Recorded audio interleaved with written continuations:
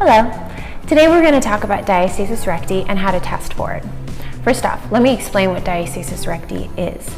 So when you're pregnant, the connective tissue along the outside of your rectus abdominis begins to expand, actually begins to relax as your belly expands.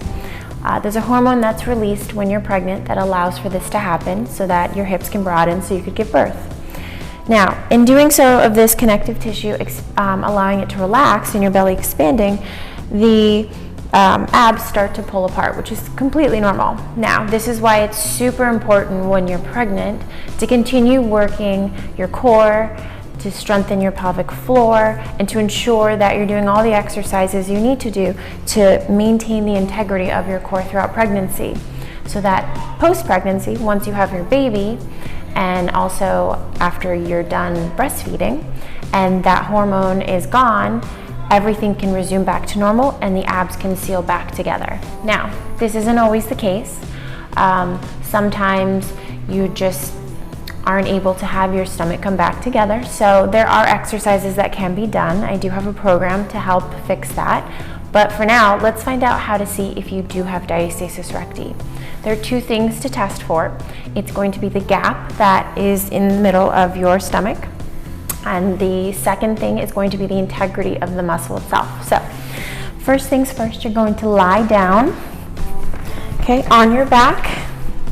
Now, I'm gonna go ahead and just lift my shirt up just so you know exactly what you're looking for here.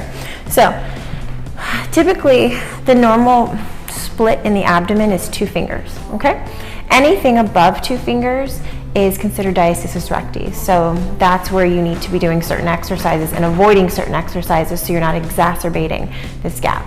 So first things first, you're gonna take your middle finger and your pointer finger, and then you're gonna give me a deep breath and exhale, crunch up. Now, when you crunch up, this is where the integrity of the core, is being tested. So the abs tend to pull apart.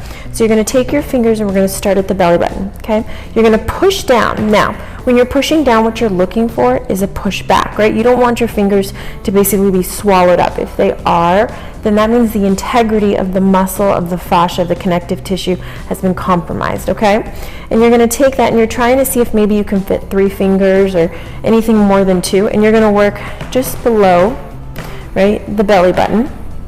And then you're gonna go up the belly button, So we're looking for any split. The split can go all the way up and all the way down. So you can have a split below the belly button, above the belly button, or the whole abdomen, Depending upon the person and where there might be compromise. So again, what you're looking for is if the width is more than 2 fingers and also the integrity, So you're really kind of pushing nicely, not too hard, to see if your fingers get kind of taken in, and also to see if there's more than a 2-finger gap, all right?